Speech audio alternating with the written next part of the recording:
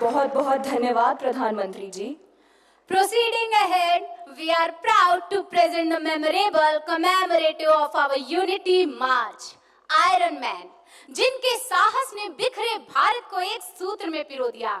सरदार पटेल जी ने सिर्फ नक्शा नहीं, एक अटूट राष्ट्र विश्वास गढ़ दिया। We have proudly celebrated Sardar 150 with 19 lakh Yuva across the whole nation who participated in 1522 Padyatras, marking the 150th birth anniversary of the Iron Man of India, Sardar Vallabhbhai Patel. To honor his legacy of courage and national unity, we organized a Unity March which took over 2 months and ended in the Kevadia of Gujarat at the Statue of Unity, where more than 4 lakh Yuva covering 182 kilometers displayed their patriotism. महोदय, उन्होंने यह सिद्ध कर दिया कि जिस ओर तरुणाई चलती है उस ओर जमाना चलता है. Here we present a compilation of this memorable journey celebrating the spirit of unity. अब मैं माननीय प्रधानमंत्री श्री नरेंद्र मोदी जी से अनुरोध करती हूं कि वे मंच पर पधारें। साथ ही मैं minister of youth affairs and sports and labour and employment doctor Mansukh Mandaviya ji से अनुरोध करती हूं कि वे आदरणीय प्रधानमंत्री जी के साथ मंच पर पधारें।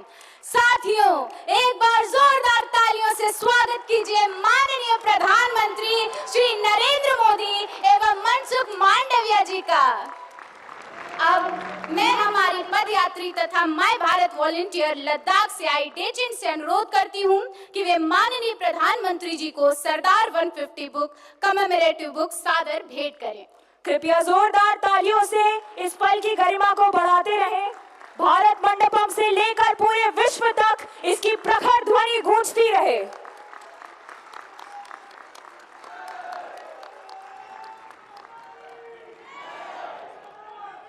धन्यवाद डेचिन।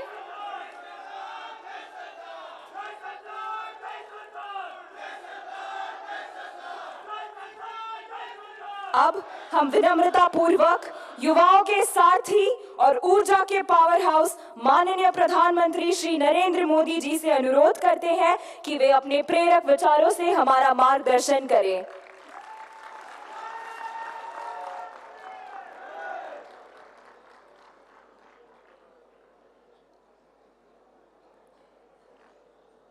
केंद्रीय मंत्रिमंडल के मेरे साथी,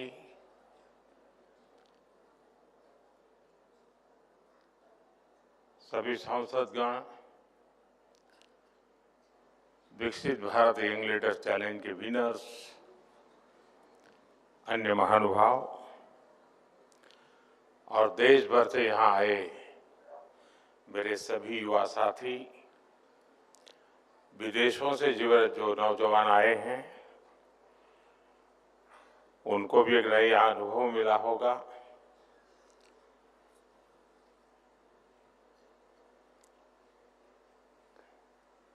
आप लोग थक नहीं गए?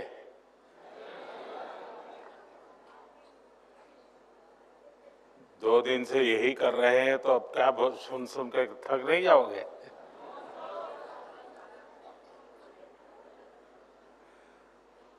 वैसे तो बीच में मैंने जितना कहना था कह दिया था।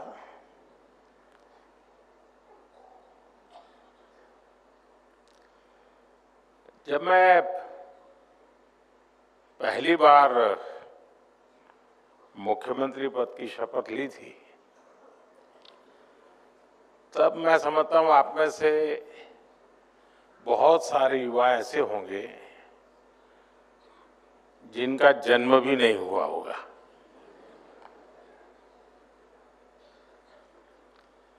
और जब मैंने 2014 में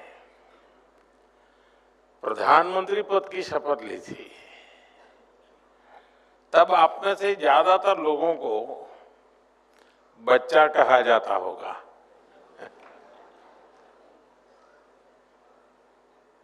लेकिन पहले मुख्यमंत्री के रूप में और फिर अभी प्रधानमंत्री के रूप में मुझे हमेशा युवा पीढ़ी पर बहुत ज्यादा विश्वास रहा है।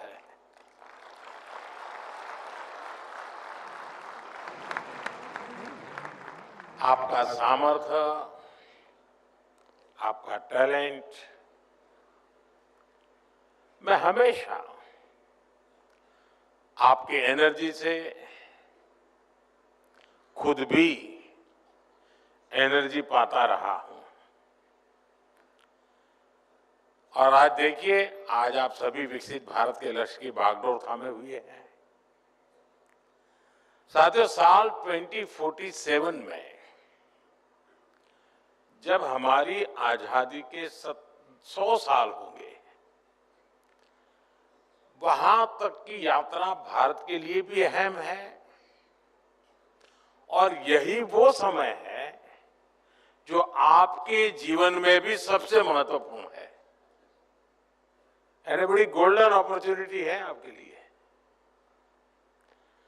आपका सामर्थ्य भारत का सामर्थ्य बनेगा। आपकी सफलता भारत की सफलता को नई ऊंचाइयां जरूर देगी। मैं आप सभी को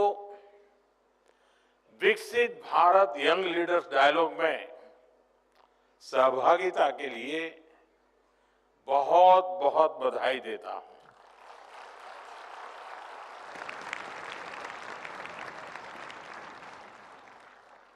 मैं इस विषय पर आगे विस्तार से बात जरूर करूंगा, लेकिन पहले बात में आज के विशेष दिन की। साथियों, आप सभी जानते हैं कि आज स्वामी विवेकानंद जी की जन्म जयंती है।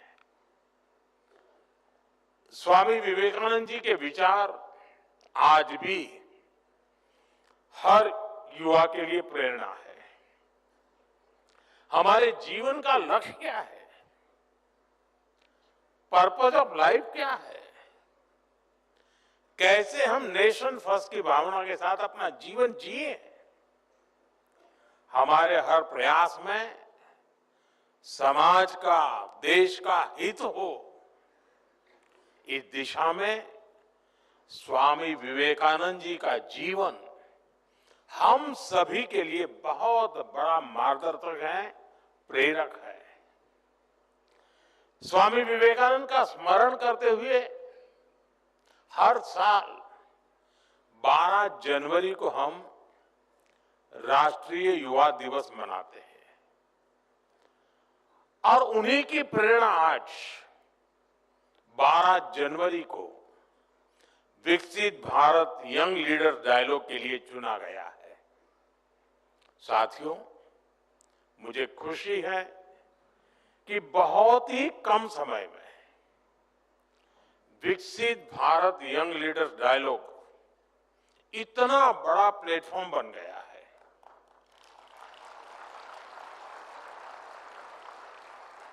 एक ऐसा प्लेटफॉर्म जहां देश के विकास की दिशा तय करने में युवाओं की सीधी भागीदारी होती है। करोड़ों नौजवानों का इससे जुड़ना,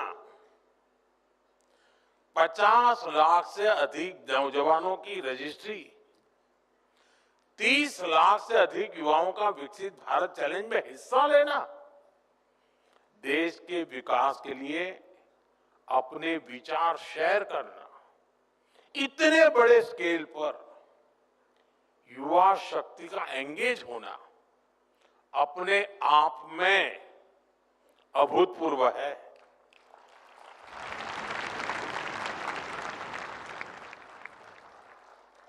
दुनिया के अनेक देशों में आमतौर पर थिंक टैंक, ये शब्द बहुत प्रचलित है, थिंक टैंक की चर्चा भी होती है। और उस थिंक टैंक का प्रभाव भी बहुत होता है। वे एक प्रकार से ओपिनियन मेकर्स का एक समूह बन जाता है। लेकिन शायद आज जो मैंने प्रेजेंटेशन देखे और जिस प्रकार से चर्निंग होते होते आप लोगों ने यहां तक चीजें लाए हैं, मैं समझता हूं कि ये अपने आप में ये इवेंट इंस्टीट्यूशनलाइज तो हुआ है, एक अपने आप में दुनिया में अनोखी थिंक टैंक के रूप में उसने अपनी जगह बना ली।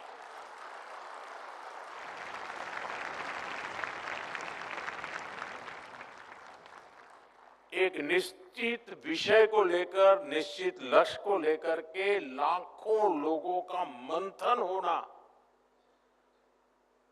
इससे बड़ा थिंकिंग क्या हो सकता है। और मुझे लगता है कि इसके साथ थिंक टैंक शब्द बैठता नहीं है, क्योंकि टैंक शब्द इसलिए आया होगा छोटा सा होता है। ये तो विशाल है, सागर से भी विशाल है और समय से भी आगे है और विचारों में समंदर से भी ज्यादा गहरा है। और इसलिए थिंक टैंक शब्द टैंक वाले शब्द से भी सीमित नहीं किया जा सकता, ऐसा इसका अनुभव है।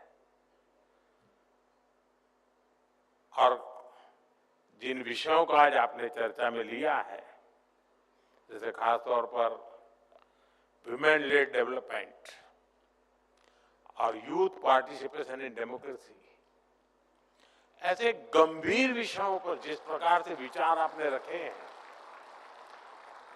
ये प्रशंसनीय है। थोड़ी देर पहले आपने यहां जो प्रेजेंटेशन रखे, अलग अलग थीम्स को लेकर प्रभावी बात रखी, ये दिखाता है कि हमारी अमृत पीढ़ी विकसित भारत के निर्माण के लिए कितनी संकल्पित है। इससे ये भी स्पष्ट होता है कि भारत में जैन जी का मिजाज क्या है।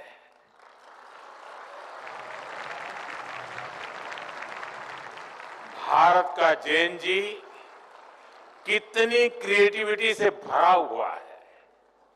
मैं आप सभी युवा साथियों को, मेरा युवा भारत संगठन से जुड़े सभी नौजवानों को इस आयोजन के लिए और इसकी सफलता के लिए मैं बहुत बहुत बधाई देता हूं, आप सबका अभिनंदन करता हूं। साथियों, मैंने जब अभी आपसे बातें शुरू की तो 2014 का जिक्र किया था। तब यहां बैठे ज्यादातर युवा 8-10 साल के ही रहे होंगे। अखबार पढ़ने की उनकी आदत भी नहीं डेवलप हुई होगी। आपने पॉलिसी पैरालिसिस का वो पुराना दौर नहीं देखा, जब उस समय की सरकार की इसलिए आलोचना होती थी कि वो समय पर फैसले नहीं लेती, और जो फैसले होते भी थे वो जमीन पर ठीक से लागू नहीं होते थे। नियम कायदे ऐसे थे जिससे हमारा नौजवान कुछ नया करने के बारे में सोच भी नहीं सकता था। देश का युवा परेशान था कि इतनी बंदिशों में वो जाए तो जाए कहां। साथियों, ये हालत ये थी कि अगर किसी एग्जाम के लिए, जॉब के लिए अप्लाई करना होता था तो सर्टिफिकेट अटेस्ट कराने के लिए अफसरों और नेताओं के साइन लेने में ही दम निकल जाता था। फिर फीस का डिमांड ड्राफ्ट बनाने के लिए बैंक और पोस्ट ऑफिस के चक्कर लगाने पड़ते थे। अपना कोई बिजनेस शुरू करना होता था तो बैंक कुछ हजार रुपए लाने के लिए 100 गारंटी मांगते थे। आज ये बातें बहुत असामान्य लगती हैं, लेकिन एक दशक पहले तक यही सब कुछ चलता था। साथियों, आपने यहां स्टार्टअप्स को लेकर प्रेजेंटेशन दिया। मैं आपको स्टार्टअप इकोसिस्टम का ही उदाहरण देता हूं कि इसमें जो परिवर्तन होता है वो कैसे हुआ है। दुनिया में 50-60 साल पहले स्टार्टअप कल्चर शुरू हुआ, धीरे धीरे वो मेगा कॉरपोरेशन के युग में बदल गया। लेकिन इस पूरी जर्नी के दौरान भारत में स्टार्टअप्स के बारे में बहुत कम चर्चा होती थी। साल 2014 तक तो देश में 500 से भी कम रजिस्टर्ड स्टार्टअप हुआ करते थे। स्टार्टअप कल्चर के अभाव में हर क्षेत्र में सरकार का ही दखल आ भी रहा। हमारे युवा टैलेंट, उसका सामर्थ्य, उसे अपने पूरा करने का मौका नहीं मिला। साथियों, मुझे अपने देश के युवाओं पर भरोसा है, आपके सामर्थ्य पर भरोसा है, इसलिए हमने एक अलग राह चुनी। हमने युवाओं को ध्यान में रखते हुए एक के बाद एक नए स्कीम्स बनाई। यहीं से स्टार्टअप रिवॉल्यूशन ने भारत में असली गति पकड़ी। Ease of doing business reforms, startup India, digital India, funds of funds, tax और कंप्लायंस सिंप्लीफिकेशन, ऐसे अनेक इनिशिएटिव लिए गए। ऐसे सेक्टर जहां पहले सिर्फ सरकार की सब कुछ थी, सब कुछ उसी की चलती थी, उनको युवा इनोवेशन, युवा एंटरप्राइज के लिए ओपन किया गया। इसका जो प्रभाव हुआ वो भी एक अलग ही सक्सेस स्टोरी बन चुका है। साथियों, आप स्पेस सेक्टर को ही लीजिए। 5-6 साल पहले तक स्पेस सेक्टर को आगे बढ़ाने की जिम्मेदारी सिर्फ इसरो पर थी। हमने स्पेस को प्राइवेट एंटरप्राइज के लिए ओपन किया, इससे जुड़ी व्यवस्थाएं बनाई, संस्थाएं तैयार की और आज स्पेस सेक्टर में 300 से अधिक स्टार्टअप काम कर रहे हैं। देखते ही देखते हमारे स्टार्टअप स्काईरूट एरोस्पेस ने अपना रॉकेट विक्रम एस तैयार कर लिया है। एक और स्टार्टअप अग्निकुल कॉस्मोस ने दुनिया का पहला 3D प्रिंटेड इंजन बनाकर सबको चौंका दिया है। ये सब स्टार्टअप की कमाल है। भारत के स्पेस स्टार्टअप अब लगातार कमाल करके दिखा रहे हैं। साथियों, मैं अब आपसे एक सवाल करता हूं।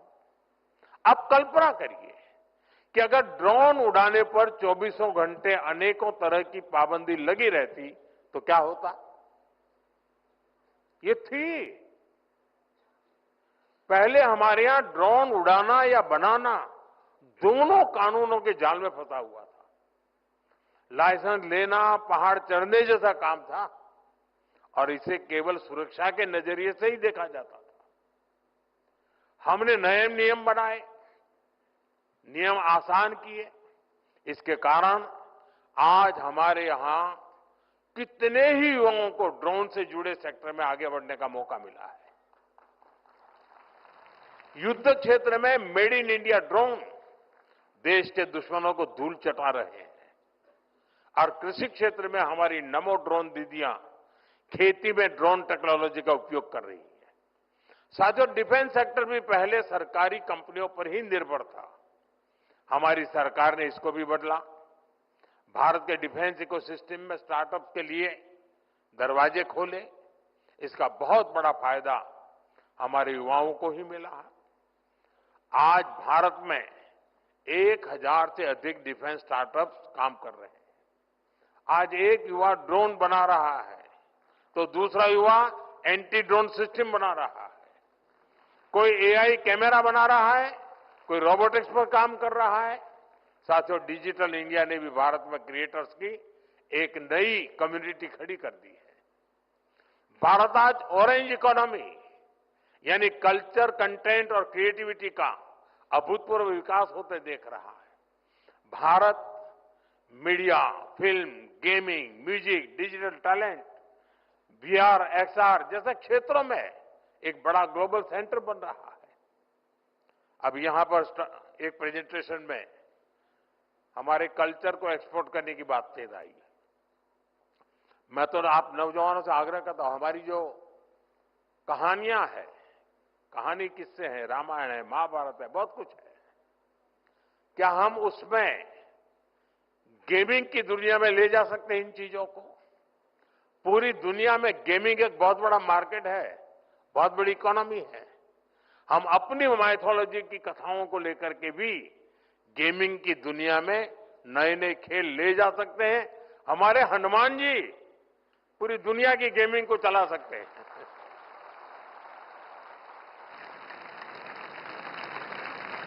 हमारा कल्चर भी एक्सपोर्ट हो जाएगा, आधुनिक रूप में हो जाएगा, टेक्नोलॉजी का उपयोग होगा।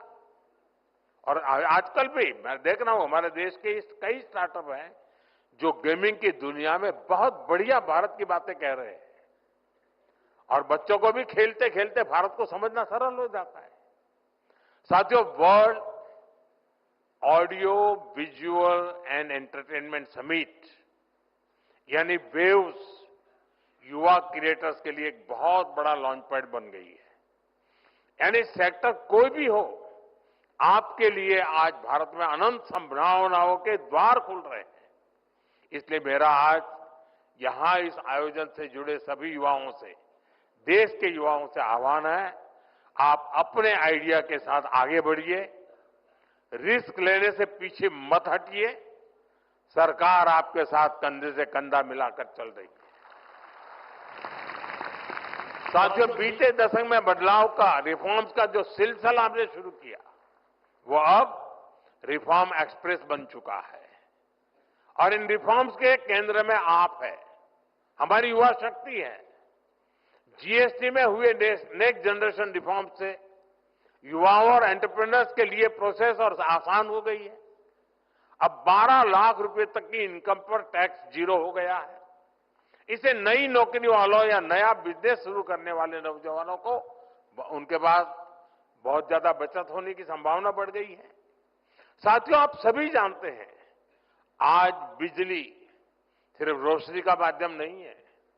आज AI, data centres, semiconductor, manufacturing, ऐसे हर इकोसिस्टम के लिए ज्यादा बिजली की जरूरत है। इसलिए आज भारत एश्योर्ड एनर्जी सुनिश्चित कर रहा है। सिविल न्यूक्लियर एनर्जी से जुड़ा रिफॉर्म यानी शांति एक्ट इसी लक्ष्य के साथ किया गया है। इससे न्यूक्लियर सेक्टर में तो हजारों नए जॉब्स पैदा हो गए ही, बाकी सेक्टर्स पर भी इसका मल्टीप्लायर इफेक्ट होने वाला है। साथियों, दुनिया के अलग अलग देशों की अपनी जरूरतें हैं, अपनी डिमांड है। वहां वर्कफोर्स लगातार घट रही है। हमारा प्रयास है कि भारत के युवा दुनिया भर में बन रहे अवसरों के लिए तैयार हो। इसलिए स्किल डेवलपमेंट से जुड़े सेक्टर्स में भी लगातार रिफॉर्म किया जाना चाहिए, और हम कर रहे हैं। नई नेशनल एजुकेशन पॉलिसी के बाद अब हायर एजुकेशन से जुड़े रेगुलेशन को रिफॉर्म किया जा रहा है। विदेशी यूनिवर्सिटीज भी अब भारत में अपने कैंपस खोल रही हैं। हाल में ही हजारों करोड़ रुपए के निवेश के साथ पीएम सेतु प्रोग्राम शुरू किया गया है। इससे हमारे हजारों आईटीआई अपग्रेड किए जाएंगे, ताकि युवाओं को इंडस्ट्री की वर्तमान और भविष्य की जरूरतों के हिसाब से ट्रेन किया जा सके। बीते समय में दुनिया के अलग अलग देशों के साथ भारत ने ट्रेड डील्स की है। ये भी भारत के युवाओं के लिए नए नए अवसर लेकर आ रही है। साथियों, कोई भी देश बिना आत्मविश्वास के आत्मनिर्भर नहीं हो सकता, विकसित नहीं हो सकता। और इसलिए अपने सामर्थ्य, अपनी विरासत, अपने साजो सामान पर गौरव का अभाव हमें खलता है। हमारे पास उसके प्रति एक कमिटमेंट चाहिए, गौरव का भाव होना चाहिए, और हमें बड़ी मजबूती के साथ, गौरव के साथ मजबूत कदमों से आगे बढ़ना चाहिए। आपने ब्रिटिश राजनेता मैकाले के बारे में जरूर पढ़ा होगा। उसने गुलामी के कालखंड में शिक्षा तंत्र के माध्यम से भारतीयों की ऐसी पीढ़ी बनाने के लिए काम किया जो मानसिक रूप से गुलाम हो। इससे भारत में स्वदेशी के प्रति, अपनी परंपराओं के प्रति, अपने प्रोडक्ट्स, अपने सामर्थ्य के प्रति हीन भावना पनपी। सिर्फ स्वदेशी होना, इंपोर्टेड होना ही, विदेशी होना और इंपोर्टेड होना, इसी को श्रेष्ठता की गारंटी मान लिया। अब ये कोई गले उतरने वाली चीज है क्या? हमें मिलकर गुलामी की इस मानसिकता को खत्म करना है।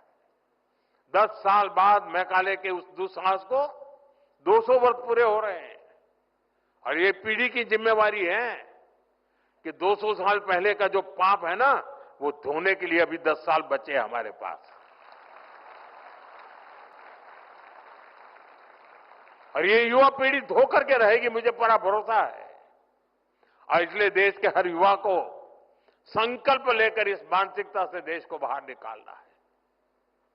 साथियों, हमारे यहाँ शास्त्रों में कहा गया है और यहाँ पर स्टार्टअप, यहाँ जो प्रेजेंटेशन हुआ उसमें भी उसका उल्लेख किया गया, आनो भद्राः कर्तवो यन्तु विश्वतः, यानी हमारे लिए सभी दिशाओं से कल्याणकारी और शुभ और श्रेष्ठ विचार आने दे। आपको भी दुनिया के हर बेस्ट प्रैक्टिस से सीखना है, लेकिन अपनी विरासत, अपने आइडियाज को कमतर आंकने की प्रवृत्ति को कभी हावी नहीं होने देना है। स्वामी विवेकानंद जी का जीवन हमें यही तो सिखाता है। उन्होंने दुनिया भर में भ्रमण किया, वहां की अच्छी बातों की प्रशंसा की, लेकिन उन्होंने भारत की विरासत को लेकर फैलाए गए भ्रम को तोड़ने के लिए निरंतर प्रयास की, कठोरता उन्होंने घाव की उस पर।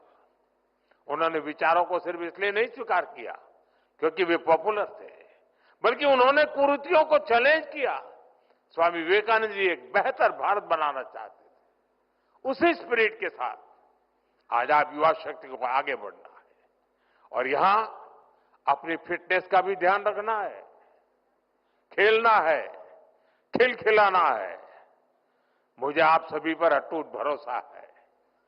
आपका सामर्थ्य, आपकी ऊर्जा पर मेरा विश्वास है। इन्हीं शब्दों के साथ आप सभी को एक बार फिर से युवा दिवस की बहुत बहुत शुभकामनाएं।